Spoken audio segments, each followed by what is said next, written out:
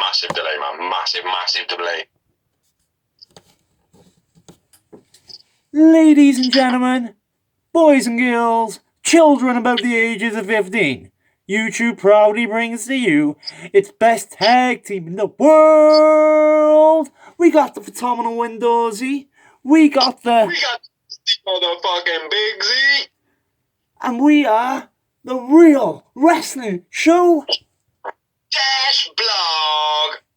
We are the Real Wrestling fans doing this show for Real Wrestling fans, which we believe is the best wrestling product today, AEW. The Real Wrestling Show for the Real Wrestling Show, AEW.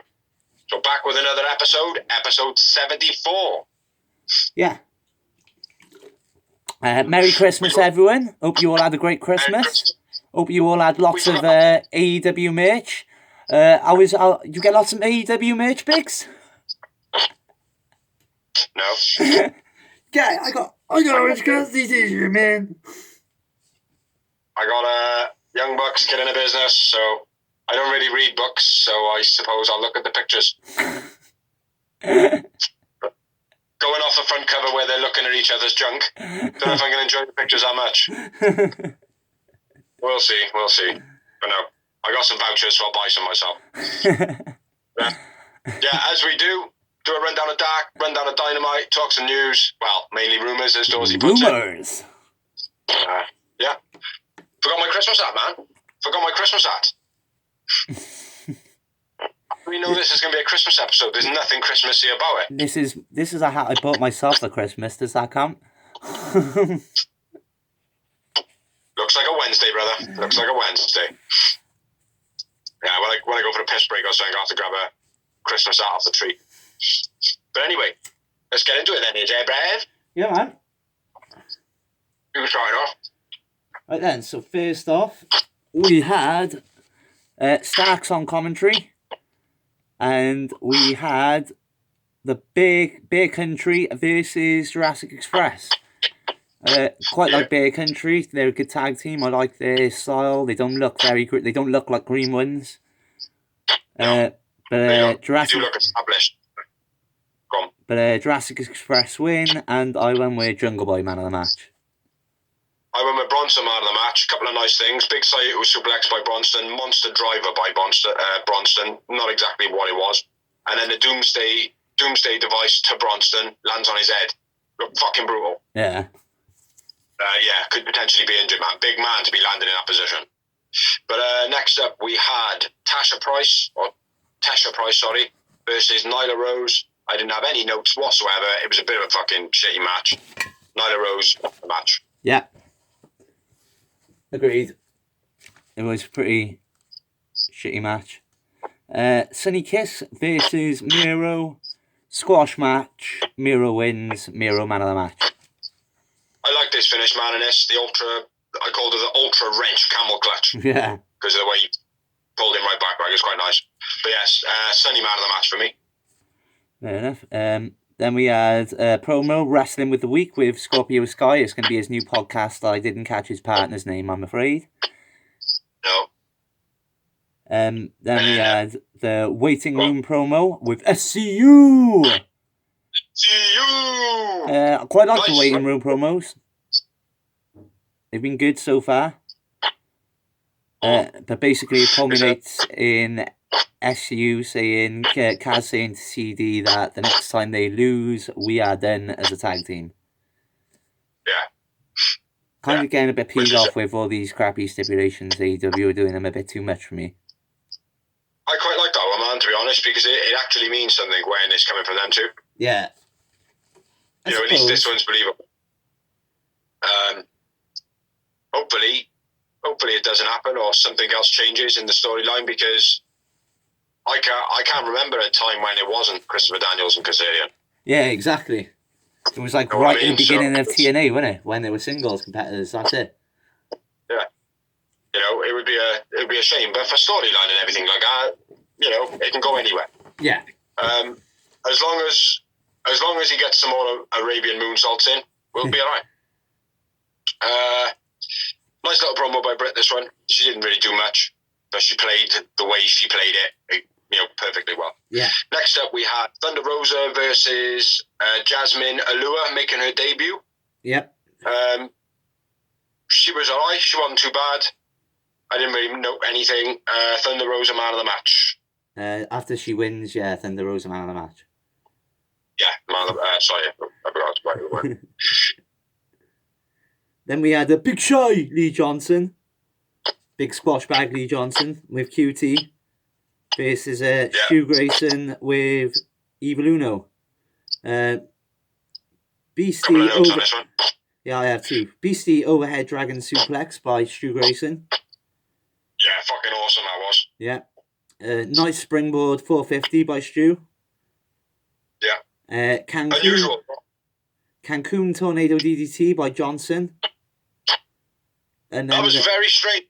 Very, very strange. Yeah. Do you know what I mean? I don't think I've ever seen anybody do that move before. The way his legs, like the way that he twisted in the air, and the way his legs couldn't keep up the speed. Yeah. It made it fucking awesome, mate. But I would imagine doing that move too many times would fuck your hips and knees right up. I was gonna say that. Yeah. Nice though, nice. But yeah, and then Nightfall by Grayson. Grayson wins, and I went with Grayson man of the match. Yeah, I went Stu Grayson man of the match, and one other moment I wrote, Stu Grayson got Lee Johnson in the torture rack and throws him into the post. But after the match, a bit of respect shown by Stu Grayson to Lee Johnson, giving him a fist bump, which is nice to see. Yeah. Adds to the storyline as well. Yeah. Because obviously Nightmare Family. Next up, we had Alex Gracia versus Kylan King. Winner gets a shot at Shida on Dynamite. Yeah. Which Not for the title, just in case anyone's thinking that. Yeah. I thought it was nice. Nice little stipulation. Gave the match a bit of meaning. And fucking surprise. Thrown the match last second as well. Huh? That stipulation was like a last second kind of decision. Which is quite nice. A couple of points I got. Nasty German to Alex Gracia, lands on her neck. But referee goes over, checks on her, and then clicks a little button on the side of her or whatever. Yeah. And then I wrote what I thought was a very surprising finish. It was, most definitely. It was a very unique looking neck breaker from Alex Gracia, and a pin. Yep. But I went with King the match. Me King man of the match as well, where Alex Gracia picks up the first win, I believe. I think I love her. Alex Gracia. She's wicked, mate. She looks like candy, do you know what I mean? Yeah, she's good. She's decent. She looks like candy floss. Next up, we had Mike Werner versus Peter Avalon. Mike Werner making his AEW debut.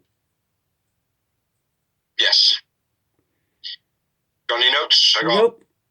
One really, other than the finish. Quite unique how he did the four-sided suplex, bouncing him off the ropes. Yeah. The commentators made a bit of a point of it, but you want anything spectacular, but just something different. Yeah. I went with Werner man of the match. Peter Avalon won, by the way. Yeah, Avalon won. I agree. I went with Werner man of the match. He was impressive. He was, yeah.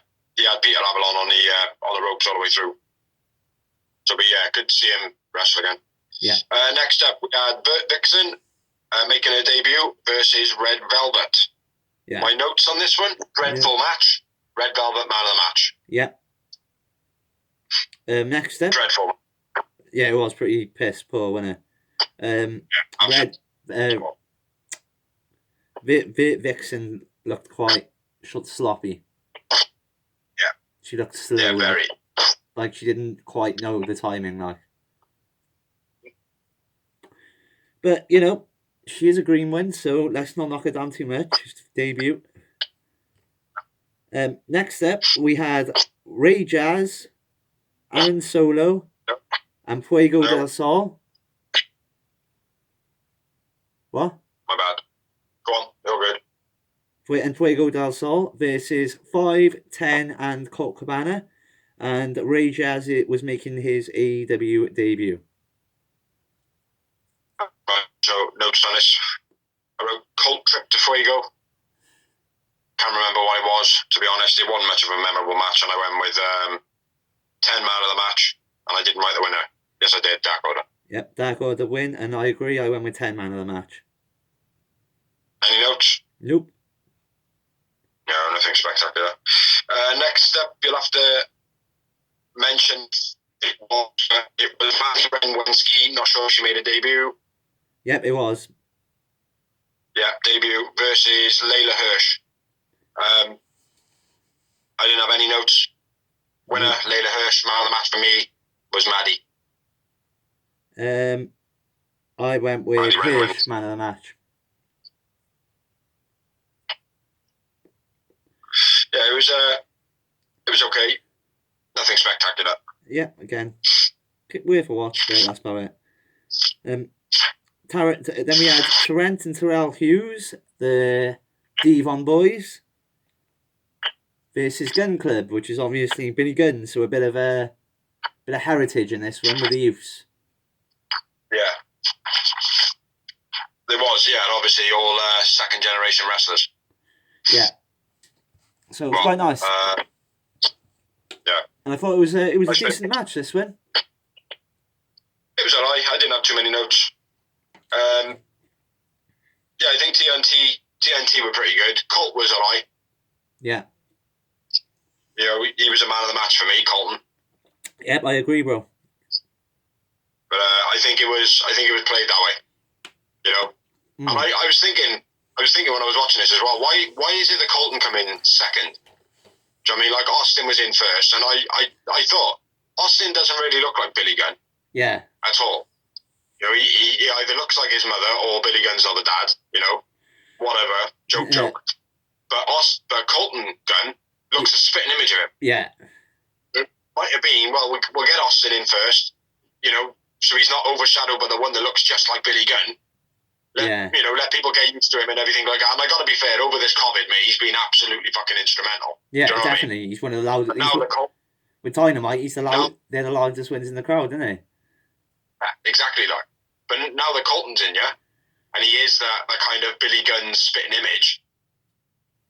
I think he's gonna shine, mate, like a big bright star, mate. Well, like I said, he's been impressive since he started. I haven't got any bad thoughts of him fucking up massively or anything. So, no, more power to him. Exactly. Who'd you go man of the match? Yeah, I went with Colton as well. Colton as well, yeah. Colt 45 for the finish. Nice, unique move as well, like his brothers. Yeah, exactly. Gun Club win. Yeah. Next up, we had Danny Limelight, who, I gotta be fair, needs to be signed by AEW as quick as they can possibly sign him. Yeah. Versus Ray Phoenix Jr. Double stomp by Danny Limelight was quite nice. A little bit of dodgy rope work between the two of them when they were up on the thing, and they both kept on stalling, falling off, etc. You can tell Phoenix is more of an acrobat than Limelight, just a little bit, like. Yeah, but I think Danny Limelight was under pressure. But other than that bit in the middle, the match was fluent, mate. Yeah. It looked as though these two had fought each other like hundreds of times. You know. Yeah. No more notes on it. Ray Phoenix won. Danny Limelight man of the match. I had to disagree with you and have Phoenix man of the match. Sorry. Mate, I wouldn't be surprised if when Ray Phoenix pulls his mask off, it's you. That's how fucking much you vote for Phoenix, like, but it is what it is, isn't it? Like, yeah. But very impressive, man, Danny Lamlight. Yeah, very impressive. Definitely. Sign him up, I say. I agree. 100%, mate. 100%. After the match, Ray Phoenix shows respect to Danny Limelight. You know, Danny Limelight gives it all. Thank you very much. Yeah. So, yeah. Nice. I think that's a nice nod to Danny Limelight. Yeah. And then on to the main event of the evening. Which was Serpentico versus Matt Sydal, who's been on fire. Third Eye? Who would you say? Matt Sydal vs... Oh, yeah. No, Serpentico, yeah. I'm right, believe it or not. I wrote it down and everything, bro. I've got one note. Nothing major in this one. No, Luther's scoop slam thrower, Matt Seidel. Yeah. Matt Seidel? Fucking hell. Luther picks up Serpentico and scoop slam throws him at Seidel. Yeah, which I thought was you're quite talking unique. about the Welsh Matt Seidel, aren't you? Matt Seidel. Seidel.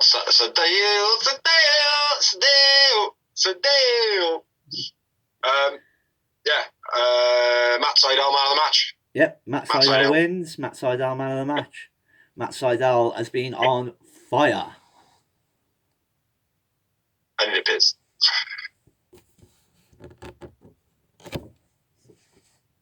So, back from the break, and I forgot my Christmas hat. Moving on to Never mind. Dynamite. Are you gone, bro? Fuck's sake.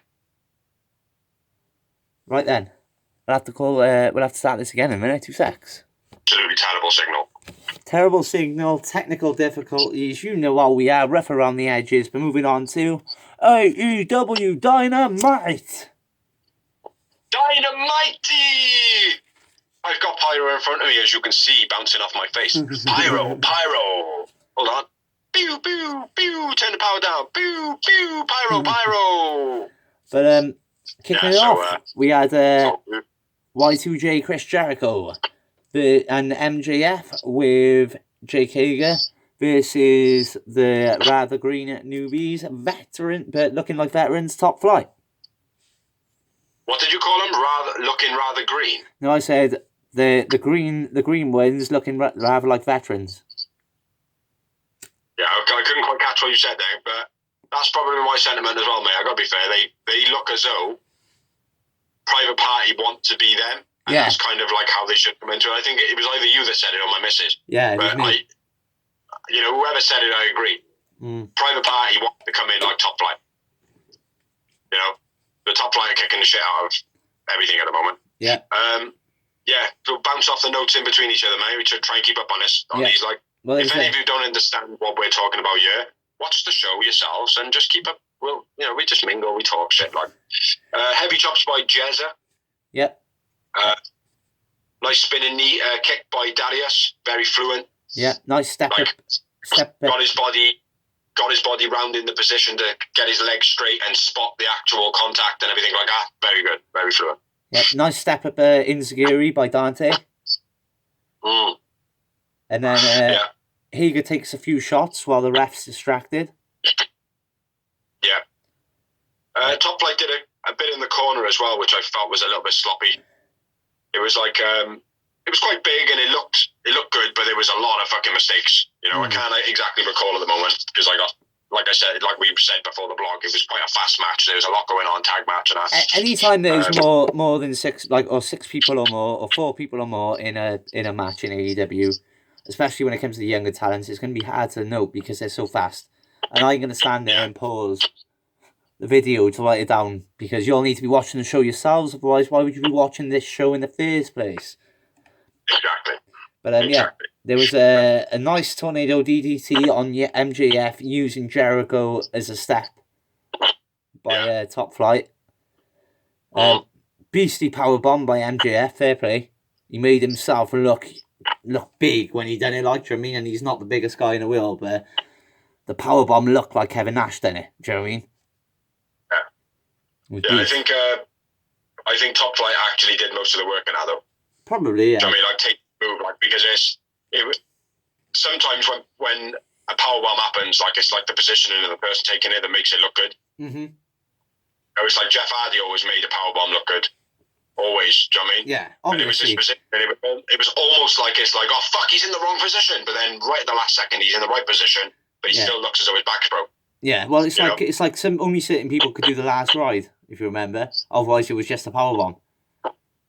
Yeah, exactly. Like, nice double flapjack by Inner Circle. Very synchronized between them. Yeah. Dante sold the guillotine real well. Yeah. You see me?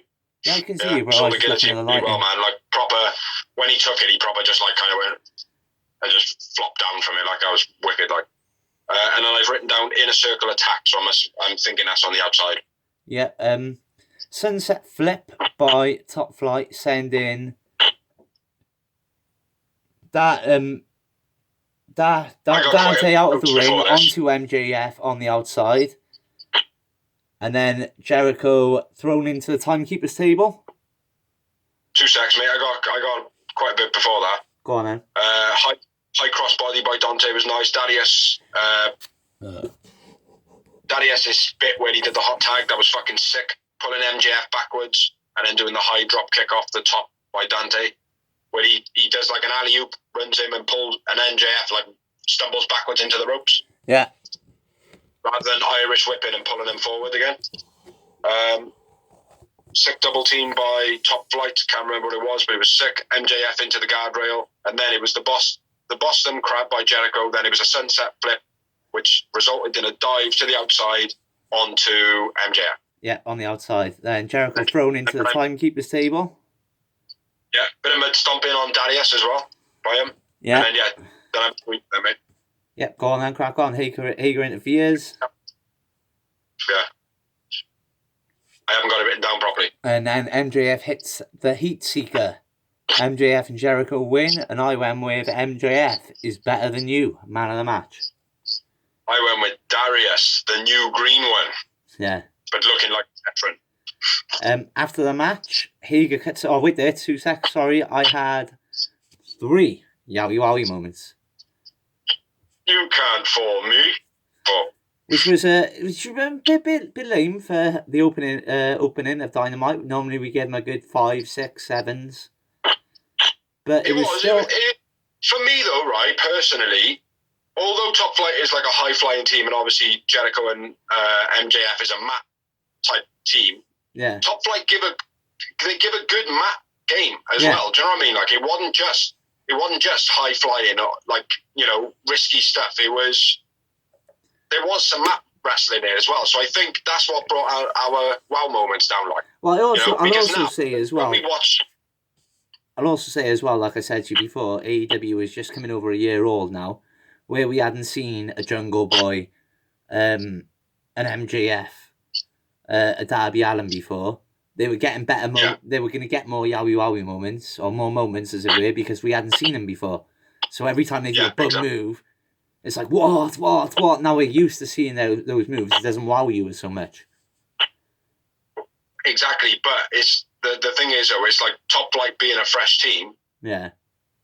You would expect that we would note mat work from a team like that as something special, but it doesn't necessarily work like that sometimes. It's like Top Flight, yeah, they did some good mat work, but that doesn't necessarily mean like, oh, we're going to note that down because they did it, but they're normally high-flying. It's like the mat technician stuff, because it is so fluent in wrestling now, and it should be as well. Like the back and forths, the way they do them in AEW is far superior from most companies. In the terms, it's not just from the standard moves, like where got him in a headlock, elbow, run away, grab him by the hair, grab him by the collar, pull him down, taunt. You know, that's what most companies would do, but AEW don't do that. It's a bit different. But with the Top Flight match, and like I'm referring now to the hour moments in the match, I think they were a little bit lower because not being overlooked, but I think we overlooked a lot of the mat wrestling. Yeah. You know what I mean? But not overlooked it though. I can't think of the right word, but kind of like you said, when you see one wrestler doing stuff, you've seen you've seen Jax, you've seen Jungle Boy, you've seen, you know, MJF. You know what's coming. Yeah. But with Top Flight, we should have seen a bit more. But it's the same as what they're all doing. But they did it to a very good level. So, you know, I think the moments would have been higher if they didn't do it to a good level. Yeah. Probably, yeah. You know, because it would have, well, he fucked up that, and you've seen him fuck up that. You know what I mean? It was still a great opener. Don't get me wrong. It was still a great opener. It was. It was a good match. It was a real good match, mate. But it doesn't need to be high moments for it to be a great match, anyway. No, exactly. I had 4 moments. You had 3 moments. After the match, Hager cuts a promo, basically saying, "Where the hell is Wardlow? You both wanted to join, and he's not here working. So next week, I'm calling out Wardlow." Yeah, says that he's an asset, but he's an asshole. Which, I gotta be fair, right? I can't remember the last time I heard that in wrestling, mate, but it's such a good line. Yeah. Yeah, he's an asset, but he's an asshole. Do you know what I mean? It's nice. It's nice. Next week, Jake Hager will be fighting Wardlow. Indeed. So next up, we had what I thought was actually pretty decent. Was an acclaimed music video dissing the Young Bucks. Yeah. And I thought the rhymes were sick as well, mate. They all made sense. They all had like a good flow to it. It was decent. It wasn't John Cena. Do you know what I mean? Like, it wasn't like that whole, I'm walking down the street, bah, bah, bah, bah. It wasn't easy. Yeah, it wasn't like an old school type rhyme. It was.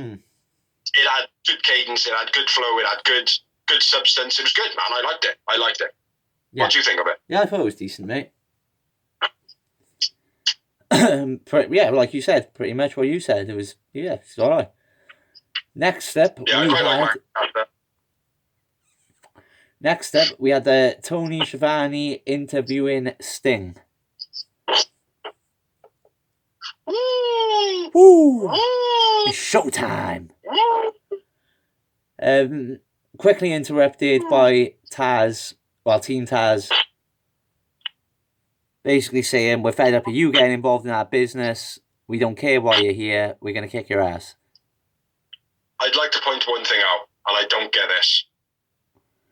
Is Sting Santa? No, I don't get the snow either. I don't get the fucking snow. Because what are they going to do in the summer? What are they going to do in the summer? What are they going to do in the summer? Is he still going to have a Christmas gimmick? No. He'll come out dry, and by the time he gets to the ring, he'll just be fucking soaked because they'll just put a rain cloud above his head or something like. It's too sunny. What were we expecting? The snow's going to turn into rain. And again, they're playing out the Sting thing too much. I get like the allure of it and dragging people in, but again, he didn't say enough for Sting to even be mentioned that he was going to be on the show. Well, I've got a little bit of news-ish about Sting. It's not news, it's more of an interview he's done and stuff like that. Things he was recently on the, and what's it called? Unrestricted podcast, and he said a lot of stuff on it. I haven't watched it yet, I'm going to. Definitely. I haven't watched it. But in this promo, he said the reason he's in AEW is just to be a part of AEW, just to be a part of history. Mm-hmm. Which I rather than being like, well, I'm here to fight, I'm here to promo, I'm here to be a manager, I'm here to do that. It's just like, I'm just here to be a part of the greatest company that's been around for the last 20 years. Yeah. You know what I mean? That felt good to me. The other thing that I read was that he is there to do some cinematic matches. Yeah, cinematic matches, exactly. Apparently, that was his pitch to Vince as well for Undertaker. The Undertaker match. Why don't we do a cinematic match? And they just completely buoyed him off.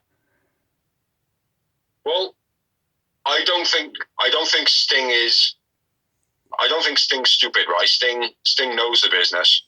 You know, he's also one of those people that like, well, give me the right amount of money, and I will choose what I will do. But I think that it will be required of Sting to actually have a match. Oh, he'll definitely have a match. I think it'll be like a tag match or like some form of like the Elite versus Inner Circle. So he can be in the match, but he can be protected as well because he won't have to be in the match the whole time. Like, he can just come in, get the hot tag, fuck a few people up. It would be good having like I know the rivalry's kind of died a little bit now, but having Mox come in as the heavy hitter, Darby Allin as the lunatic, and then Sting as kind of the wingman who just cleans up the shit that's going on the outside, blah, blah, blah, blah. Do you know what I mean? Like, but I definitely, rounding it off now, because obviously we are going off a little bit here, rounding it off, I definitely want to see Sting wrestle. Like, even if it's just 2 matches, real wrestling, and then cinematic matches for the rest of his career. Well, here's the thing. What people forget is Sting did, like, cinematic matches were around before Matt Hardy. Mm-hmm. And Sting did the I can't remember if it was an Inferno match or Graveyard match with Vampiro on Nitro back in WCW back in like 2000, and it was a brilliant match. I've seen of it, I can't remember though. It was a good match, so he knows how to do it already. Do you know what I mean? So why not? But anyway, back to it's not a cinematic match, mate. It's like me and you could do a fucking cinematic match. Exactly. We could do it over fucking Skype. Do you know what I mean? Like, it wouldn't be too hard. All you do is you get the footage, you send it to me, I cut it all together, and I put some fucking music over the top. Yeah. Do you know what I mean? I put that music when I'm winning, and I put like for when you're winning. You know? That's, you know? Oh, that reminds me, bro. Fuck Vince. But let's get back to it, man. Let me have a quick rundown of my words for it. 2 seconds. Tony was Sting. What's with the snow? He's not Christmas Sting. He does a tribute to Dusty, a tribute to Ric Flair. Says that he's in AEW to be a part of it. Team Taz have come out. Darby then kind of makes a move from the rafters. Says Team Taz says that they're fed up of Sting. Then over to you, brother. Intervene in their business. Ricky Starks, Taz cuts a promo. Ricky Starks cuts a promo. They start walking to the ring. The lights go out. Oh my God, who could it be? Yeah, Darby Allin appears. It's the Undertaker. Darby Allin appears in the ring, as you would expect. And basically, they retreat. Team Taz retreats. After saying about... After Brian Cage going, I don't need to wait. Why don't we do it now? And Taz kind of talking him down. I like that as well, man. That was a nice little touch. Yeah, that was something real. Well, like, you know, rather than it just being like, why wait until next week? Let's do it right now. You know, it's just like, well, I don't fucking want to wait. Like, why don't we fucking do it now? Like, I don't give a fuck. I'm up for it. You know? But it's like, what I want to see, though, as well, right, is this FTW belt. It's supposed to mean something. Yeah. There hasn't been a challenge put on the line. Yeah. Do you know what I mean? Like, you know, Brian Cage going up to someone and being like, right, I challenge you, motherfucker. You're supposed to be the top nuts around here. Like, I challenge you. If I lose, you have my belt. Yeah. You know? And even to push it a little bit further, whoever that is the first time turns around and goes, no, you're all right, mate. It's not even recognising AEW. You know, to piss Taz off, like, do you know what I mean? I think, do you know what would be a good way of doing it, though? Is intermixing it with the Moose. Because Moose's TNA Impact title doesn't actually mean anything. They keep going on about that on commentary. He just picked it up from a fucking locker room, and now he's just walking around saying he's the champ. Same Pick it up from a locker room. It's a knockoff from China. That's what I mean. Yeah, that'd be pretty cool, like. Anyway, come on, man. Let's get back to it, because fuck me. We've probably added 20 minutes onto that video, and is it still recorded? Yeah, it is, and we are on 32 minutes. I can flare my nostrils. Next up, MJF promo. Basically, MJF promo. He goes at this is nice. I like this. Yeah, it was done well. Even my missus was like, "Oh, he looks genuinely believable." I actually believe him. I'm very surprised, mate, that they actually like MJF probably went up to Santana and probably said, "Right, I know you've lost a lesbian, like, and we're, you know, this is a little bit outside the box, but we are AEW. We're a little bit different. How would you feel if I did a genuine fucking, if you need anything, genuine on TV, and play it out like I like? Do you know what I mean? And Santana's gone, well, yeah, all right. You know, I'm a man. I can, you know. I think, I can capitalize on that situation. As well, it shows the human race right now. We're in like a pandemic and a bad times, and some people are going through hard times. That, you know, be human and help someone out if you can. Yeah, there's a nice promo with the man. You know, basically saying, Santana, I know what it's like to lose someone. Blah blah blah. If you need anything, I'll be there. Like, do you know what I mean? Yeah. And it's a bit of an embrace, bit of a handshake then between Ortiz and Santana and MJF. So, yeah, it was nice, man. I liked it.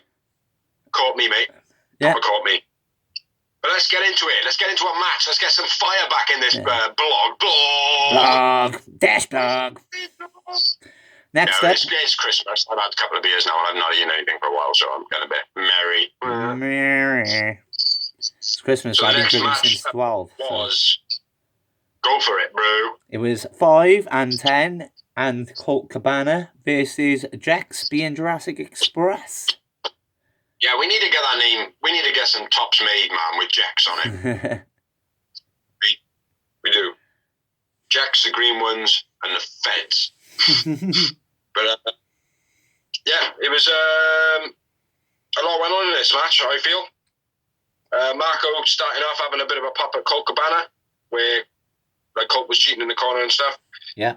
Marco ducking Colt in a corner, I thought was fucking hilarious, mate. Yeah. Where Colt was like, getting him back up. Ah! Getting him back up. Ah! Getting him back up. Like, I thought that was fucking wicked. I laughed my tits off of that.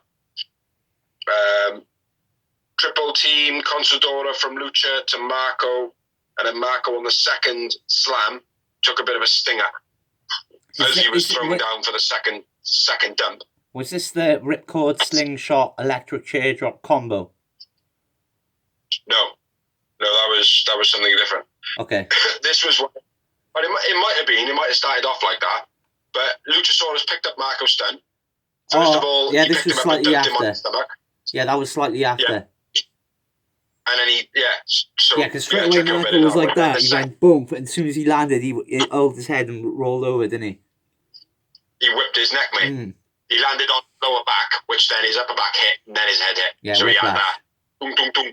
Yeah, that 3-roll, like, do you know what I mean? Yeah. But yeah, good crack. Over to you, bro. Wheelbarrow slam by 10 was nice. I was sick, mate. And then straight after it, fucking Luchasaurus hits a wheelbarrow German suplex, which was beast. Yeah. A couple of other bits before that, though. Nice rope user. Jungle Boy to the outside, hits 5 and 10. Colt cuts him off from the outside when he do. Colt Cabana kind of sets it all up. He throws Jungle Boy out first. Yeah. Jungle Boy then hits the other. Colt like fucks off around the ring. Yeah. And then when Jungle comes in just to make a tag, Colt cuts him off. Yeah. Again, very like FTR thoughts. You know what I mean? Real wrestling. That's how a real tag team should think. Yeah. You know? Fuck the prettiness, just bang him in the mouth. And it's thrown together. Huh? Fuck the prettiness, bang him in the mouth. That's what you do in a real fight. It was just the way he flanked him, mate. Yeah. You know? He was like, oh, Jungle Boy's getting the advantage here, mate. I better fucking go around here, man, just in case he goes for the tag. Yeah. You know what I mean? Like, so we would do, like, it's like, oh, right, okay, this guy needs to fucking shoot him. Yeah. Yeah, no worries, man. You go that way, and I'll fucking go around there, because that's the only other way out. You know what I mean? Mm-hmm. It was that, and I think that needs to be in tag. So, yeah, that was quite nice. Choke slam by Luchasaurus. Yeah, I'm a bit gutted he's not doing that flippy one. Yeah, I know, but like I said to you, you can only do it on certain people. That's the thing, like. It was fucking both of them, mate. He did 2 types. Yeah. They were wicked. But I think, as well, that could be one of those things where he might be clever. Hopefully he's clever, and he does an AJ Styles with the spinal tap, and he only does it on the special matches. Like, you know what I mean? The matches he needs to be in. Well, we'll have to see, man. We'll have to see. But anyway, back to the match. Not Lucha sent into the ring post. Then a nice split leg drop by Jungle Boy, where he takes both opponents off the apron. Yeah. That was beast. And then I got the finish then, bro. So if you got anything else? Yeah, man. It was a double team by 5 and 10. 10 had, I think it was Jungle Boy. He had him in a fall away slam position, and 5 drop kicked him, and then he fall away slammed him. Yeah. And his body was like bent up like that. It wasn't straight like a fall away should be taken. Yeah. You know? That looked pretty nice. And then I stole a bit of dead air. Jungle Boy's tags. I'm getting a bit pissed off with them, man. They are stale as fuck. Yeah. It's always a run over to their corner, avoid the first one, or go over the top of the first one, under the second one, do a roly-poly and tag. The HBK effect. This week, I think he just kind of, whatever it was, mate, but he did the roly-poly and tag. I'm fed up with it, man. Jungle Boy needs to learn how to tag a different way. Yeah. You know? It did annoy me, mate, that I wrote it down. Like you said, then wheelbarrow German by Lucha into the post. Spinebuster frog splash by Jungle Boy, and Jungle Boy for the save by 5 and 10. That was quite nice. Drop kick to the Dark Order lands. Jungle Boy lands on his own head when he does a drop kick. Bumps his own head. And then, finish then. Throw over power bomb. Yeah, power bomb combo. Fucking beautiful move. Yeah. Jack's win, and I went with Jungle Boy man of the match. Jungle Boy man of the match. 3 moments. Just the 2 for me. And take away those and put fuck Vince on the end of that. After the match. Tony Schiavone. Schiavone. Huh? Interview. Yeah, I mimicked you, bro. Oh. Yeah, Tony Schiavone in the ring. Or anything could be said. I said to the missus, FTR's coming out now. Mm-hmm. But then they popped up on the Jumbotron. goggle box. Calls them Jurassic Park. That was the biggest note in that promo. I don't know if you got any more. I creased to that. I did crease to that. And my missus, we both creased to that. Basically saying what they've been saying, you know, fucking, we're the best tag team in the world, voted number 1, we've won titles all over the place, and we're talking about fucking Jurassic Park. Fuck off, let's get back to the real wrestling. And Marco, if you want to fucking get involved, I might go back to the 80s, says Tully, basically implying I'll fuck you up. Marco then has to be held back like Scrappy from Scooby-Doo. That's exactly what I said, and my missus pissed herself. Just got a laugh off you. Hopefully I get a laugh off you people watching at home too. Next, that means on January 6th, we will be having Jurassic Express versus FTR.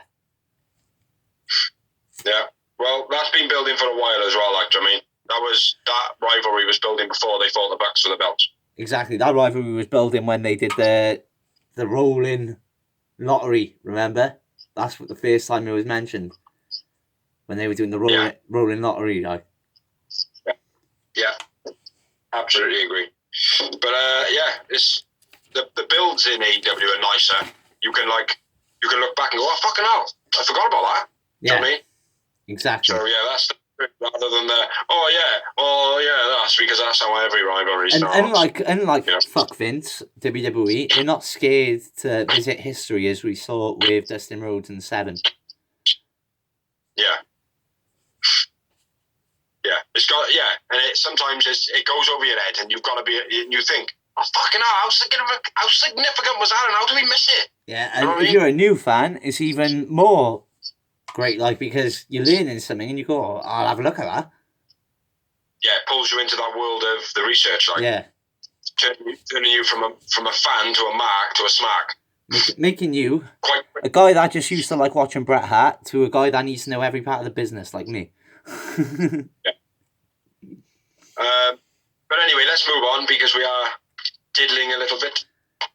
Next up, an interview by Alex Marvez with Kenny Omega and Don Callis. Which, for any morons I don't know now, is the guy that runs Impact Wrestling. Yes. They basically say the Pac shouldn't be calling matches. It's a joke. You don't call matches against the champion. The champion's the one that's supposed to call the matches. Don Callis saying all this now, not the champion. Yeah. Omega calls Phoenix a choker. Basically says that when he gets his opportunity, he chokes. Says Phoenix, don't worry, he'll be able to go back to Impact. Or actually, Don, do you think he'll go back to Impact? No, I don't think he's welcome. He's not good enough. He's a little bit injured. Yeah, he's a little bit injury prone. I'd probably say it was a nice promo. A lot of people getting pissed off with Don Callis. Myself, I like it. He's very Paul Heyman. It's entertaining, but the whole microphone bit last week in his match. Yeah. I don't want to see that happening all the time. No, I agree with that. I've always said want to see another Alfonso in wrestling. I've always said that. I don't like it. It doesn't matter who it is. It could be The Rock on the microphone. Like, it doesn't matter. It just takes away from the match. Fucking hell, the wind is picking up here, man. Yeah. No, I agree. Like, do you know what I mean? But it is entertaining because the angle, at the moment, it's very, very stale. It's like what they're actually saying they're not saying anything. Mm-hmm. And they're like, we're doing what we want with an Impact Wrestling, blah, blah, blah. And it just feels a little bit drab. But at the same time, what they're doing, you're paying attention to. Yeah, it's weird. It hasn't got the NWO vibe, is it? The NWO was just like, boom. It blew the world off the roof. Like, you need to watch WCW now because WWE guys are going to WCW. That was the whole thing of it. I appreciate that. But it It wasn't. It's not like it is now, though. No. It's like. Have you watched Impact? Like we know now. Hold on a minute. As Smarks, we know now that wrestlers wrestle elsewhere. Yeah. They don't just wrestle for that company. It's widely known. You Yeah. know. So it's very difficult to have a legitimate invasion angle. Yeah, but the thing is, it is legitimate this time because Kenny Omega is contracted to AEW. He is contracted to AEW. He's allowed to wrestle elsewhere, but I'm pretty sure, there's a clause in his contract where he's not allowed to wrestle for WWE. Of course there will be. Well, actually, there probably isn't. There probably isn't, because at the end of the day, WWE would be the stupid ones if they were to allow a AEW wrestler to wrestle on there. I don't know, mate. Wouldn't you tune in for Kenny Omega versus AJ Styles on a WWE stage? I would, but then all those fans then would be like, oh, better watch fucking AEW now to see what's going to happen. Like, yeah. Do you know what I mean? It's still going to pull that fan base back towards them. So yeah. But anyway, we're getting off subject again, man. Kenny Omega, Don Callis, Pac shouldn't be matches. Kenny Omega, Collins, or Phoenix. So promo. It wasn't anything fantastic, but like I said, people are paying attention to what Kenny Omega and Don Callis are doing, but they're not necessarily engaged in what they're saying. But we're still watching. My thing is, right, again, did you watch Impact? I haven't. No, I haven't watched this week's one. I clicked on it and it started off with basically the best of the year. So I didn't bother watching it, but I read some news and I haven't written it down. That's why I'm saying it now. Where basically Tony Khan jumps up on a promo as he has been paid for by AEW. And he basically says, if any Impact talent wants to turn up on Dynamite and wrestle, you can. Yeah. I read the same thing. I'm up for that. Yeah, definitely. Are we still recording? So next up, we had Butcher. Are we still rolling? Yeah, we're still rolling. Next up, we have Butcher versus Pac, with probably the best promo guy in the biz at the moment, Eddie on commentary. Eddie Kingston, that being. Yeah. Eddie, he made me laugh hard in this match. Me and my missus were pissing ourselves the whole match. Yeah. He is good, man, Eddie Kingston. And Tony Schiavone as well. I get off the mic, he made me laugh. Tony Schiavone's got balls as well for like a non-fighter. He's a believable stick-up for himself guy, like to me. Like JR used to quiver when WWE did it. Tony Schiavone's like, I don't give a shit, you're an asshole. And he's like, I'll knock your block off. And he's like, I know you'll knock my block off, but it doesn't stop you from being an asshole. Yeah. No, it's Tony Schiavone, good, mate. Mm-hmm. He is good. We had Butcher versus Pac. Pac had Penta, Butcher had Blade, and Eddie and the Bunny. And Butcher was wearing new ring gear. It looked a bit odd for me. Didn't really get it. But it's better than a sailor. And Pentagon fell down the steps. You notice that? Yeah. He's looking older. He's all of a sudden he's looking quite old, isn't he?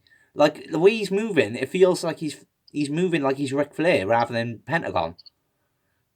I don't know. I think he's just making room for Phoenix, like, so we don't outshadow him a bit. It's getting Phoenix up a bit.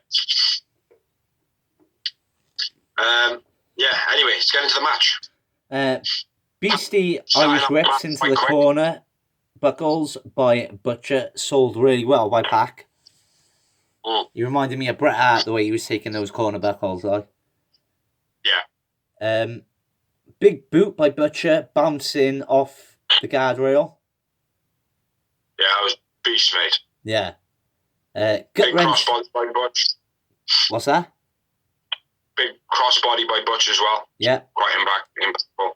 Pac exits the ring to try and escape from Butcher just before what you said, which was the big boot on the outside. Mm-hmm. Gut wrench suplex by Butcher was beast. Yeah. Gut wrench follow by Butch was nice as well. Yeah.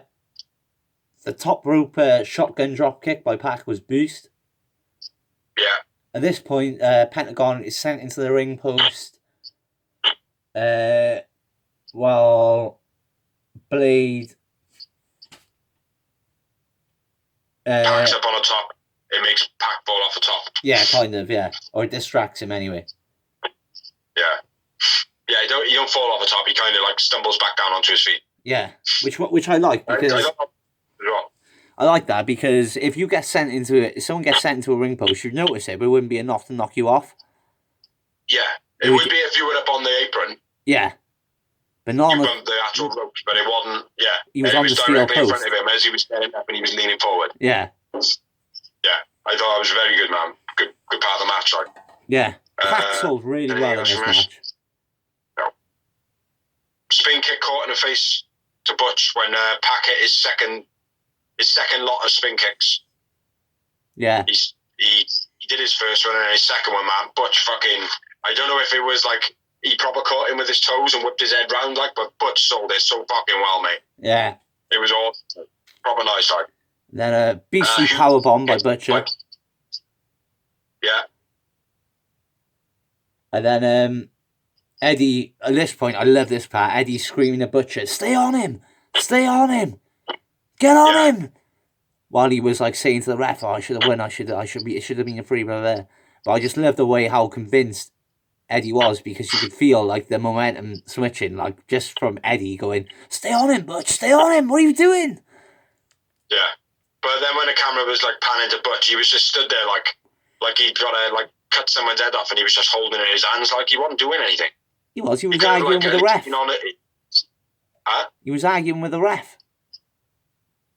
No, there was a lot of time, mate, where he just kind of had hold of his head and he was like, like whatever he was doing, mate. But he should have been like on him, ground pounding him or something like that. And yeah, but that's the whole point of it. That's why I'm saying. That's why I liked it, because Eddie was like, what are you doing? Stay on him. Get on him. Blah, blah, blah. Yeah. That's why it should have just been more than him just standing there. It looked so played out, like. Yeah, I don't know. Well, like I said, I think that was the focus. The focus was being put on Eddie there. That's why I liked it, I mean. Well, what I loved about it is where Eddie then eventually puts the headset down, and as soon as he puts that headset on the table, Lance Archer comes out. Yeah. And then Eddie like does this like, oh shit, I need to find a toilet as quick as I can kind of walk. I was fucking creasing at his walk where he was like, oh, what's going on here? Like, I'll walk away from this situation as quick as I can. Yeah. You know? I thought that was wicked, mate. Eddie wins like a bitch. Yeah, and then the Black Arrow finish by Pac I've got. Yeah, exactly. Pac wins, and I went with Butcher man of the match. Butcher man of the match.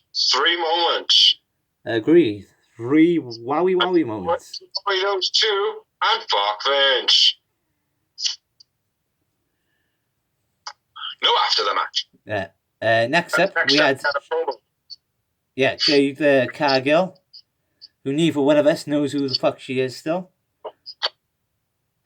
Yes, we do. She's nobody. But she wants a worthy opponent. Well, give us someone who also is nobody. I would say give her Kylan King. Even though she's not a nobody, she's still a newbie. Yeah, Kylan King. And Kylan King. Nyla Rose. give her Kylie Ray. Kylie Ray, a wrestler. Somewhere where they won't be on TV. Yeah. Like that? You like that joke? Bit harsh, but next up true. We had the Kip, Miro and Ford promo. The Best Friends music. One thing. Jade Cargill couldn't say convenient.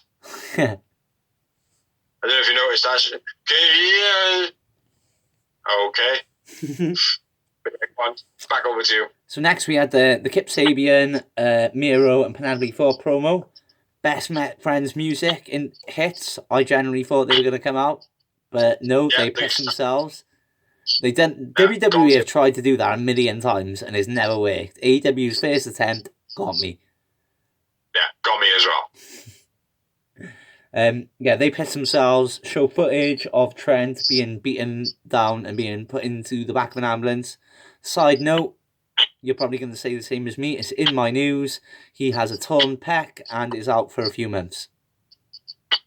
Torn pectoral muscle. Yeah. So that's why that promo was there, is to write Trent out for a few months. Yeah, which is pretty shit. Yeah. And the date of the marriage, the sham, is February 3rd, which doesn't make any fucking sense considering February 14th is 11 days away. Yeah, I know. But it is worth noting, it is the first wedding, not in only AEW history, but on TNT history, which I didn't even realise WCW never did the wedding, but thinking about it, I don't remember when, so I think they're right. But yeah, the first sham wedding. Yeah. But anyway. So, yeah, Trent's out. That's the biggest thing I took from that promo. So take the next match, up, brother. we had the Rampaging Dustin Rhodes, which basically he's saying that he's going to go through the Dark Order one by one, and now he's got to number one being Uno. So it's Dustin versus Uno in a standard match. I know if you've noted, anybody, we haven't written any time scales down for any of these matches because it doesn't seem to matter anymore. Everything's 20 minutes. So I think 20 minutes and that's his title. We'll state otherwise from now on. Yeah. Dustin into the guardrail. Oh, wait. Whoa. Straight off the bat, mate. Fucking a sweet punch by Evil Uno right at the beginning before the match even started. As soon as Dustin got on the ring, he walks in, he's like, bam! It was good, mate. I thought that was fucking... He hit him sweet as a nut as well. It was believable as fuck. I was like, fuck me. I kind of caught the back end of it, but I forgot to write it down, man. Mm. Yeah, right off the bat, Evil Uno walks up to him and just goes, bam! At it. Like a proper fucking... Like Pac should do. Like a British fighter. Like Pac would do, you mean? Swanton Bomb by Uno was nice.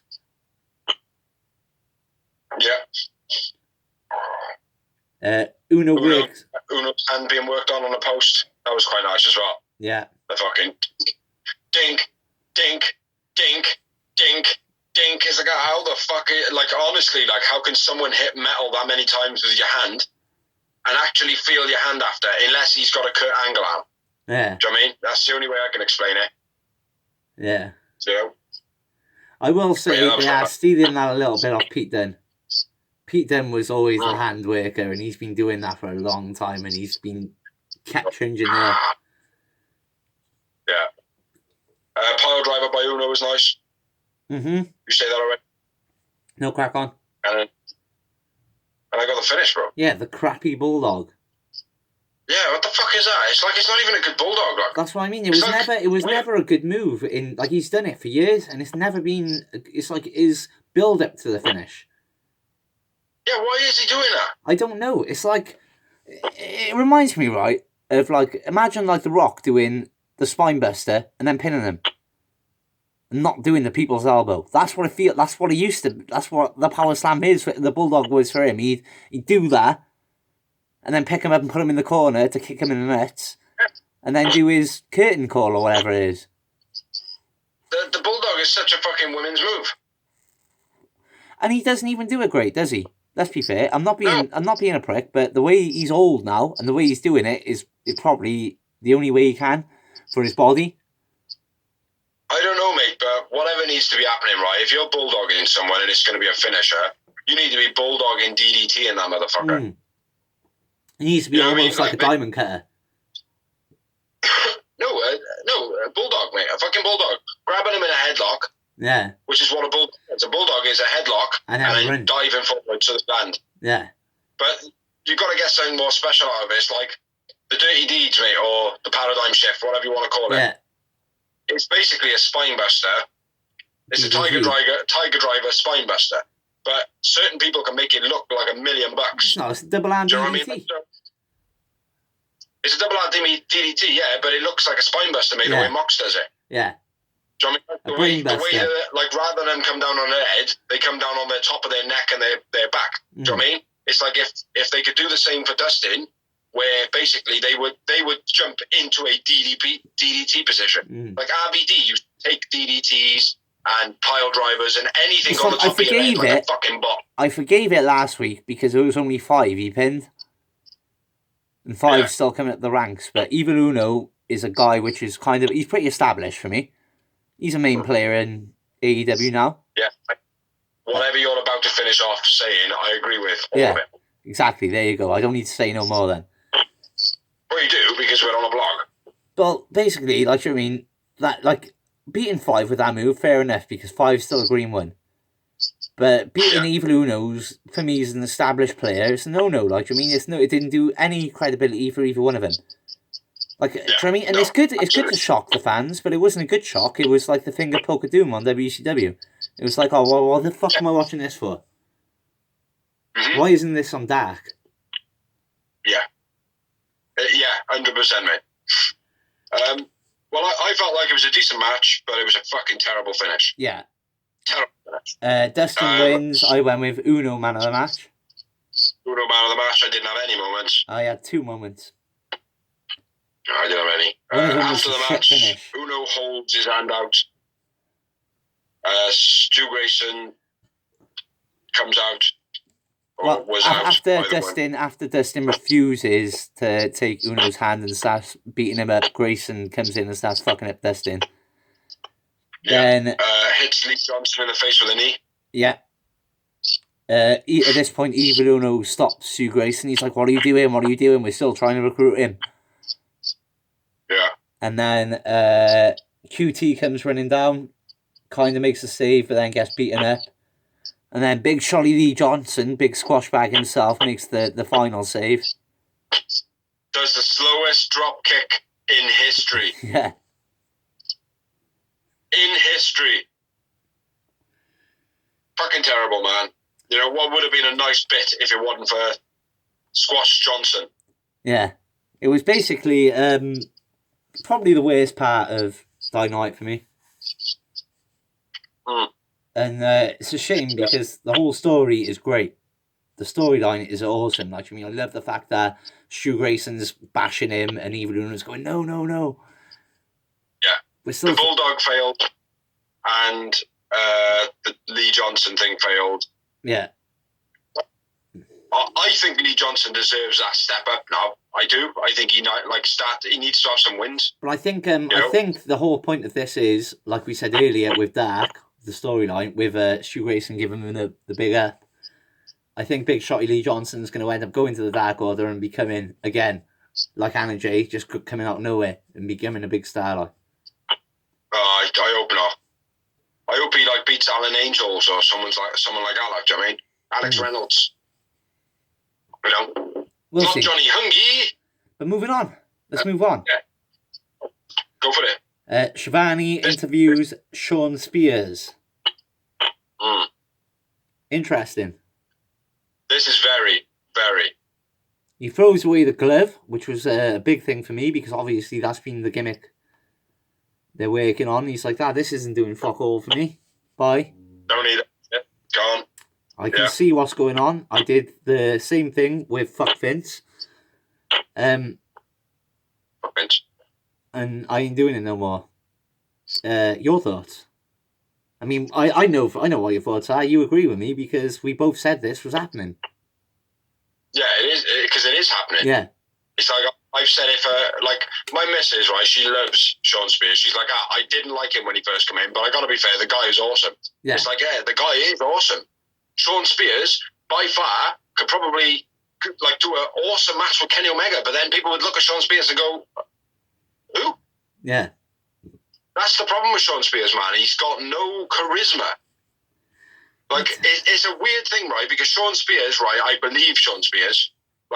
I like Sean Spears. Yeah. I like technical wrestlers, and he is a technical wrestler when you look at him. He's a mat technician. Do you know what I mean? He's Canadian.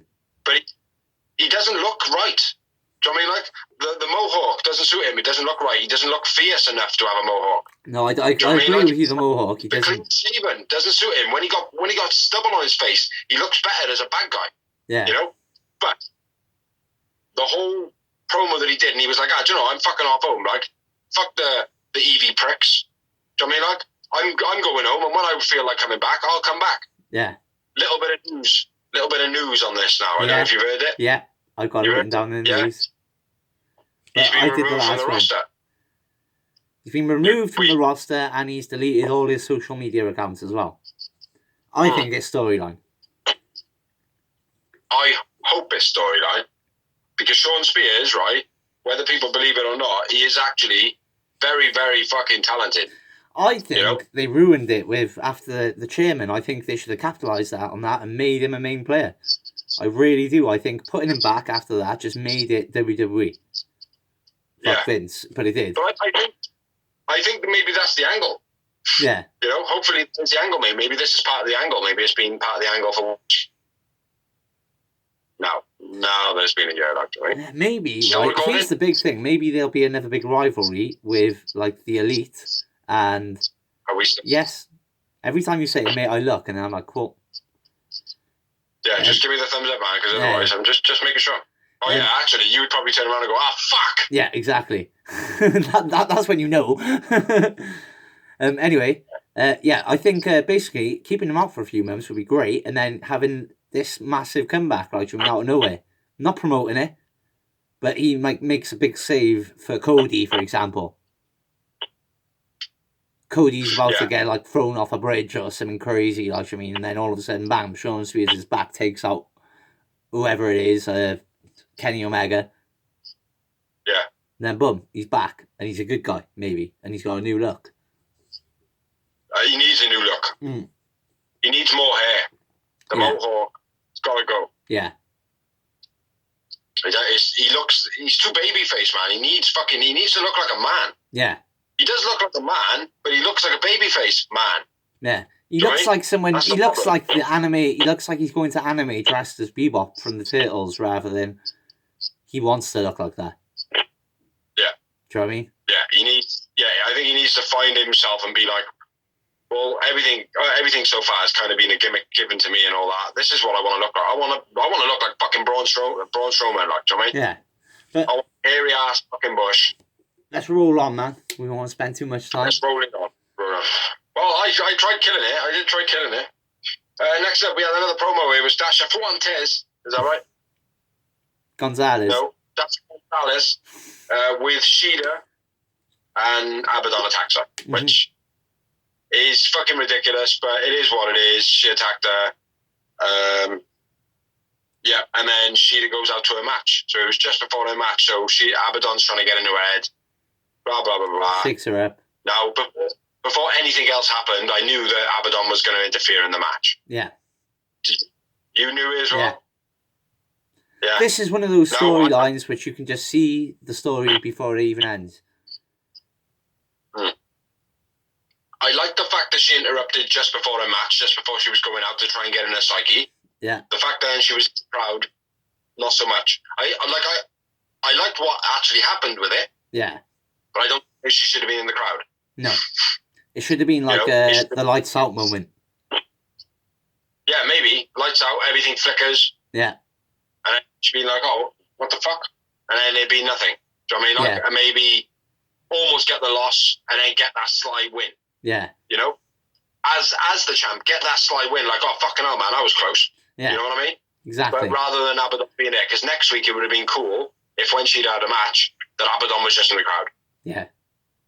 Like it was this week. Do you know what I mean? Exactly. And that come into it. So just slow it down a little bit, like, you know? Yeah. But, it was, we haven't talked about the match. That was the promo just before. Just a note on it. This match, obviously, we spoke about Dark. One of the reasons you need to be watching Dark is Alex Garcia beat Kylan King for the right to fight Shida in a non-title match. Just a bit of exposure. Nice running boot in the corner by Alex Gracia, who is the competitor of Shida in this match. Yeah. Shida very aggressive in this match. Shida really struggled on the vertical suplex. Yeah, she did. Very much. Yeah. She does that quite often, though. It's almost like it's a deadlift suplex or something, right? I don't know, mate. This one looked like she really struggled. Like, this one looked like... Maybe it's because she was fighting a green one, and the green one timed it wrong. But in this one, it looked like she literally powered her over rather than there was any jump, like. Yeah. Fly. And then Where my we next at? Where we bit at? is where Abaddon is at ringside. Right, I got a big elbow on the outside by Sheeta. Gracia, nice quick roll up. Abaddon in the crowd. Yep. There we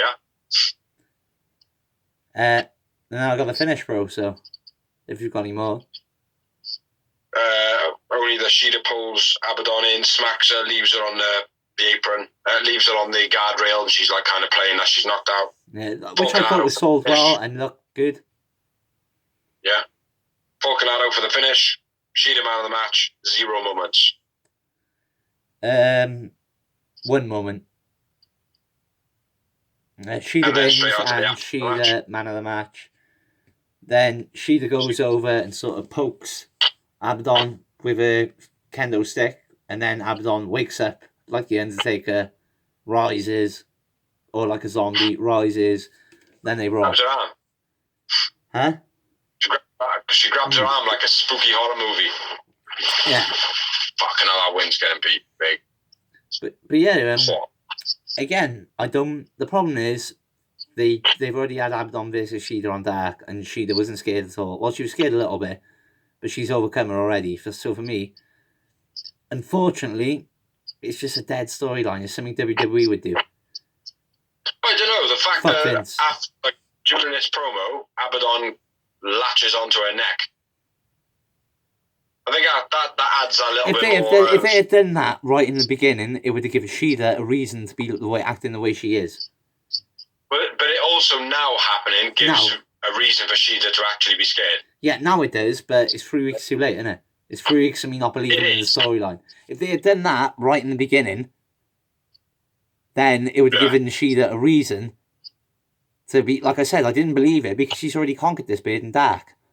It's not even important, actually. I mean, she just beat her in a non-title match in a throwaway match in Dark. So this is a shit storyline. Like, straight away, I'm not invested in it. And it's not that I'm not invested in Abaddon as a character, because Abaddon is sick. And this, like I said, everything they're doing is right, and it's done well. But because I'm a hardcore fan, and I've seen the Dark match, I'm like, whatever. Like, you know what I mean? But if they had done that biting scene right at the beginning, then I would have been invested in the beginning, because I would have been like, that. There's a reason for she to be shitting herself, because I'd be shitting myself even if I beat this person up. If they come back and bite the fucking chunk out of my face or my neck, then I'm going to be scared, yeah. Do you know what I mean? Yeah, that's the thing, like. Yeah. You know, I don't know. I think it's added that kind of element back into it. It's like, oh, right, okay, there's a reason for Sheeta to be scared. Yeah. But yeah, I agree with you, mate. It should have been done in the beginning. Yeah. But like I said, there's no knock on the wrestlers, because the whole storyline is fine. It's great. Like, there's no problem with the acting or the way it's going. It's just me being a massive smack, seeing the Dark matches spoil the whole thing. Like, it's like seeing the ending of a movie and then watching it from the beginning. Doesn't matter how great the movie is, you already know what's going to happen. So what's the point? Yeah, I agree. But anyway, I think you have a moment now. Yes, next week on Dynamite we have Rey Fenix with Penta versus Kenny Omega with Don Callis for the AEW World Heavyweight title, which should be a beast. It's going to be a screw job, though. It's going to be a screw job, but I guarantee it's going to be a beastly match. Anytime you stick Kenny Omega in the ring with Rey Fenix, that's just got gold written all over it. Yeah, unless Kenny Omega feigns his way out of the match. Yeah. You know, that could happen. That could be a possibility. We'll see. Then we've got return of Jon Moxley. Yeah. Which could be anything from a promo to him beating Lee Johnson. I'd love to see him walk in, mate, and walk straight up to Sting and be like, I got your back, bro. And then walk up to Darby and go, I got your back, bro. And then fuck off. I'd be happy with that. And then go up to Brian Cage and go, you got an important belt, right? Because, you know, fuck the world, that's kind of my style. Yeah. Brian Cage versus Jon Moxley, let's go. That'll make 3 birds, 1 stone. Yeah. Boom. Yeah, anyway. 100%, mate, I agree. Sign us up, storyline writers, man. What this motherfucker just said. Oh, is it over there? Am I pointing at you? Am I pointing at you? Yeah, this way. Am I pointing at you? Yeah. There he is. Beep! Oh, no. Look at the nose. I'm looking at my camera. You actually point this way. It's all good. I'll go over there. Dickhead. Bell tip. Then we've got the big match. Sheeta versus Abaddon for the AEW Women's title. Got a prediction, brother? Sheeta. Yeah, all day long.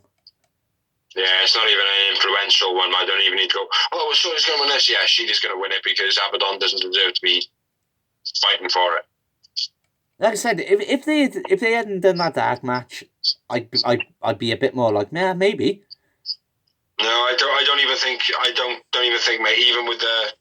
Even if they didn't have the dark match, I don't think Abaddon hasn't fought anybody, mate. No, I know. I can't even remember any memorable fight by Abaddon. No, she's fought Sheeta, that's it. Well, she's fought like loads of matches, but they're against like Alex Garcia and... It's not the point, but I can't remember any of them. Yeah. I don't remember anything memorable other than her coming to the ring with fucking... She's no Rosemary, is she?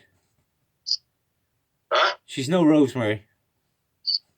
No, she's not. But she hasn't fought enough people, mate, to be in the position she is, so yeah. She does. Okay then, and then next up, another match I'm really looking forward to, Hager versus Wardlow. Now that match, man, I am looking forward to, and I'm surprised that it's not been built a bit bigger than what it is. Well, this is one of those things where I'm like, that is it though? Do you know what I mean? Is this going to be one of those throwaway matches where they hype it up and it doesn't actually happen, so it happens to the pay-per-view? Yeah. Hopefully. Yeah. Hopefully, mate. I'd like that to be the case. Next night, Smash Night 2. New Year's Smash Night 2 with Snoop Dogg. Now,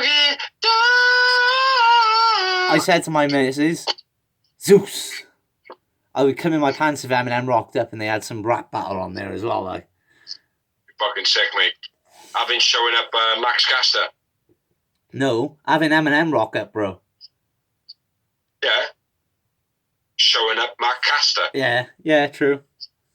But anyway, moving on. I don't think that's going to happen, but that's just me being a massive Eminem rap fan and Snoop Dogg fan.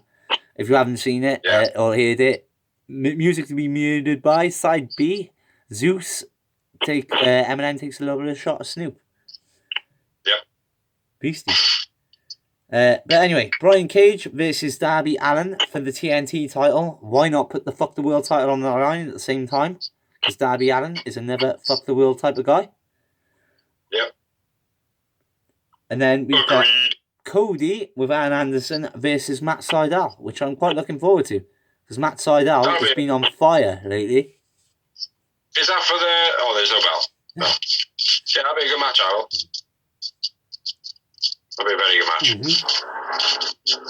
Is that all there is? That is. So we're moving on to the main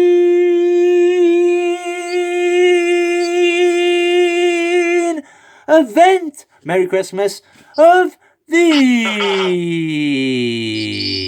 evening. What was that, bro? Merry Christmas, motherfuckers. You filthy animals. I didn't actually catch what you said there. The main event of the evening. Oh, right. The main Didn't sound like... event of the evening. Which was for the tag team titles. Yes, great main event. For the tag team titles, the Young Bucks versus the Acclaimed. That's how it's actually pronounced. Oh my god. What the fuck is going on here? The Acclaimed? That's how it's pronounced. Well, to be fair, like I said, I couldn't even, like, I forgot this match was happening when I was watching Dynamite, for example, because it was that not important to me. And then when they were like, oh, the Young Bucks come on, I was like, they're fighting the Acclaimed, and they were like the main event of the evening. And I was like, fuck off. Yeah. Really, like, and nothing even happened in the match to justify it to be the main event in the evening. If like a New Day, like for example, if like the New Day ran down at the end of the match, and attack the Young Bucks, and fair enough, I get why you've made it the main event, but nothing happened at all. It was a decent match. It was a good match, but it could be a main event of Dark, couldn't it? Let's be fair.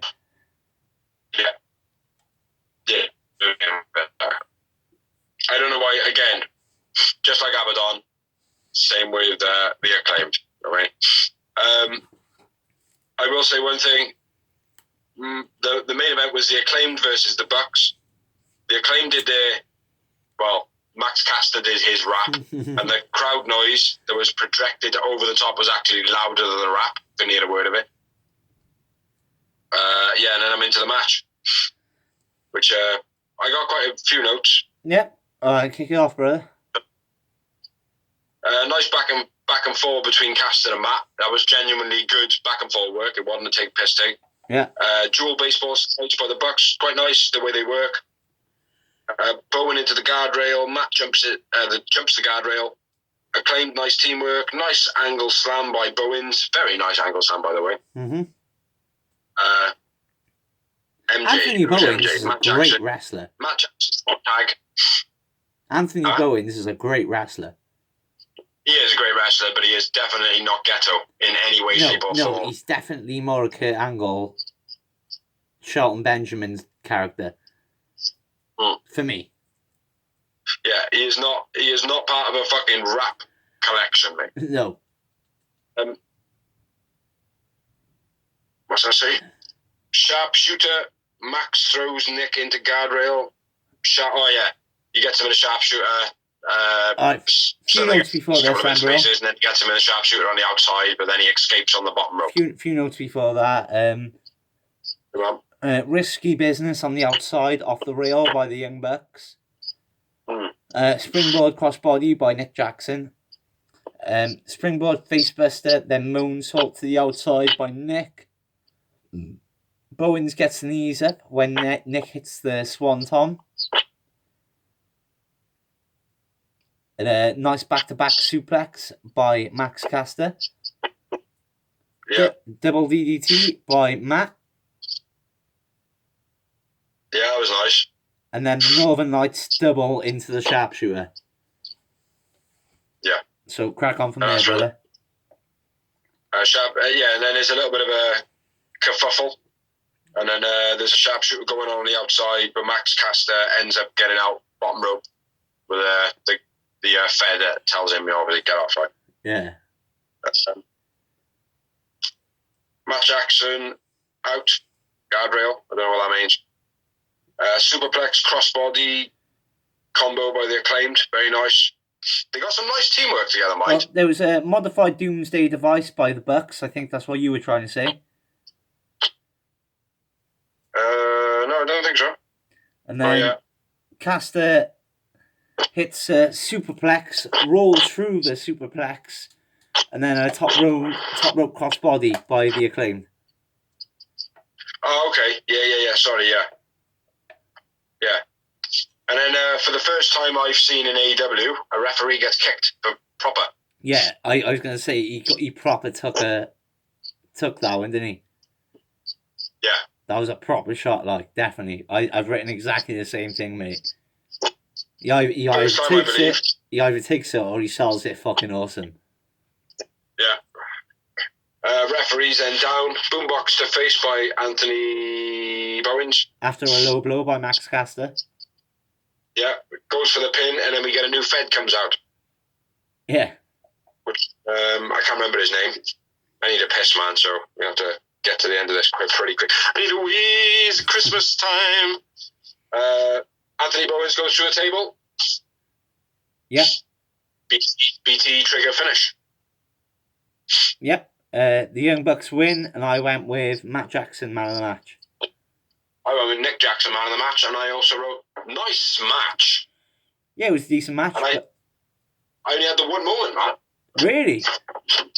Yeah. I had 4 yowie wowie moments. I got to vacate. I got to go for a wee. Yeah, go for it, man. I'll kick off the news, don't worry. Pause it, I want to nail the news. So, now, the next part of the show, we're moving on to the news, but mainly rumours. Big C's unfrozen. Unfreeze. I believe it's Michael. First bit of news. WWE have gone in with negotiations with some of the top talent in Impact Wrestling. They've sent out I feelers. only knew that the two people that I read was Taya Valkyrie is going to be released very recently, and Ethan Page as well. But then, Well, they're over not to you gonna, to elaborate. the thing is, they're not going to be released. Their contract is up. This is what everyone's not... They're like reading into it too much. Their contracts are up. That means Impact can still renegotiate with them. And they haven't said they're not going to go to Impact again. Yeah. But anyway, the on. first two contracts to expire are Ethan Page and Taya Valkyrie, as you've said. But the next... What are you looking at? Early in 2021, contracts coming up for Impact are Rich Swann, Woody Mack, Rhino, Rosemary, Jordan Grace, Kira Hogan, and Moose. Moose! As I've already touched on, I wouldn't mind seeing Moose versus Brian Cage for two non-wavy titles, apparently. I would quite like to see Moose. Oh, you're on about the wrestler. Sorry, I thought you were talking about animals. No, I would really like to see a Moose in real life, because they're fucking huge. Again, And not so much, but Rosemary, get her ass to AEW as quick as fucking possible. I would say so, definitely. She is the biggest star outside of WWE. Outside of WWE, she is the biggest star in women's wrestling. I think Taya Valkyrie, I'm not being a prick, fuck Vince, she may go to WWE just because her husband's there. Do you know what I say to that? Taya Valkyrie's a moron if she does. Well, hey, Taya, if you watch this vlog, which you probably don't, nobody probably watches it other than us watching it 3 times each to get our 6 views. Woo, but again, like I said, Rosemary's been linked with AEW every time her contract comes up. She's been consistently signing back with Impact. So, and as well, like I said, people are forgetting, with the link between Impact and AEW now, who knows what's going on? I would like to see AEW sign Rosemary. Definitely. I would like to see him sign Taya Valkyrie as well. Yeah, definitely. I think the women's division definitely needs a boost. We've always said that. Kira Hogan, she can go to WWE if she wants. Yeah, I agree. She's nothing. On that note as well, Trey Christ officially becomes a free agent. Yeah. Thoughts on that? Around AEW. What's your thoughts on that? Because he was nothing to do with the scandal. It was his brother. I like Dave Christ. I did like Dave Christ, but again, I felt like he's one of those people that is just... What would be the point in having him there? Like, are you going to get behind him and follow him and like believe that he's going to get bigger? But I don't see it in Dave Christ.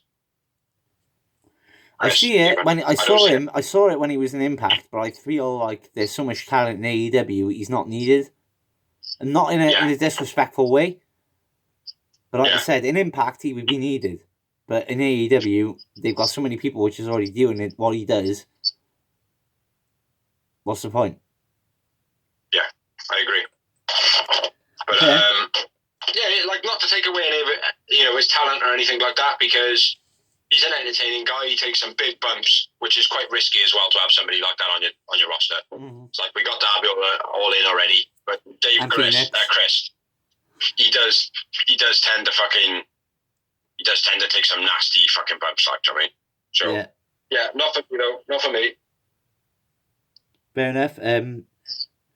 RVD says money is the most important factor right now. He said basically in an interview, he was asked about AEW, WWE. He didn't really mention anything about AEW.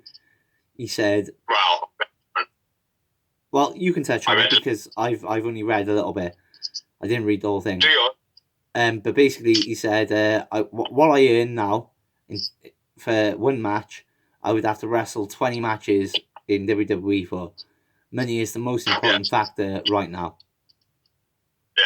Well, the other little bit I heard, which is nothing really, is basically he said AEW hasn't reached out to me. I've had no talks with AEW. If they were to ask me, it is all about the money. Yeah. Basically. Which is fair. So it wasn't any, major. Huh? Which is fair. I like the way RVD's going about his business. He's not going out there saying, I'll be your, like Booker T did for TNA. He went out there and he was, I'll be your number one guy. Give me the most money and I'll be your number one guy. And then he put in a piss poor performance. Rob Van Dam's going out there. He's going, look, I'm not going to be a main guy, but I'll be there if you want me as long as you pay me. Yeah. I'm at that age now where I deserve it and I've earned it. Simple as that. Mm-hmm. Yeah, what? Got any more? No, oh yes, one more thing. I apologise because this was off the top of the head. I had to write it down. I couldn't find it on the internet again after I first seen it. The youngest brother of the Usos took a picture of himself with an AEW sign in the background saying, basically saying he's interested, and Cody put a tweet up saying, with a photo saying, I've never met an Uso that can't wrestle, so maybe I'll have to go on a scouting mission. Yeah, I did read that, but I've been very, very lax on fucking writing down news. Like I said, there's been so many things going on. Here's the thing, people. I don't watch, like Big C, we don't watch, because we're in the UK, we don't watch Dynamite till Thursday. And we normally record this show Friday, Saturday, which leaves because you can't go on the internet and look at the rumours and news before you watch the show. As Big C found out the other day. Ruins it. So we only have I can't watch it live either because I have a life. Yeah, exactly. Like I said, if we were in America, we would watch it live, but we'd have to stay up till 1 o'clock in the morning. Well, 3 o'clock in the morning. Yeah, we have to, yeah, exactly. We have to finish watching it at 3 o'clock in the morning and then go away the next day. It's a bit hard. Yeah, it's a bit fucking difficult. And if you want to enjoy the show, then it's very difficult. It's like, anyway, back to the fucking news. That's it. I'm done. Finito. No more news. I don't think I got any more news, mate. But, yeah. But, yeah, this has been your Merry Christmas episode of the Real Wrestling Show Dash Blog. We wish you an AEW Christmas. We wish you get plenty of merch. Unlike Big Z didn't get a shirt, so fuck him right now. I got an Orange Cassidy shirt. Thank you, Ruth, for my Orange Cassidy shirt. Big's missus got him a book. Ha ha ha ha ha. I'm dyslexic as fuck. I can't read a book. No, but anyway, that's the Christmas episode this year. Next year, AEWshop.com. AEWshop.com. It wasn't a great Dynamite this week. It was okay. It was entertaining, but not anything spectacular. Better than what other companies have put on in the past, but nothing spectacular. Yeah. But yeah, so that's the end of the blog, peoples. Bigs up to everybody who shares, being Welsh wrestling fans, AEW, AEW dash, all the crap. I'm sorry, I'm ignorant. It's Christmas. I'm drunk. I've been drinking till 12. Jim Beam, Jack Daniels, and Holston. All year we've been drinking. That's why we don't remember it, because at the end of the day, your own Facebook pages, right? Anybody who wants to check it out anything that we like. We have had the respect to, put it in the credits. We haven't at the moment because Dorsey has got no effort to do any editing whatsoever. I am a terrible person who says rough around the edges was part of my saying for this show. It's to give them big ups. It's a little bit difficult at the moment with COVID. I'm in process of actually building a place to do these recordings. Yeah. So we must be in the same room together as well. Everybody shares in that. We do. I've been the Bold Bastard. I've been the phenomenal Dorsey. We've been the wrestling show. Christmassy. We've been the real wrestling show. Dash vlog. Thank you for watching. Big up everyone. Nice one. Have a Merry Christmas, Happy New Year, and stay safe and fuck Vince.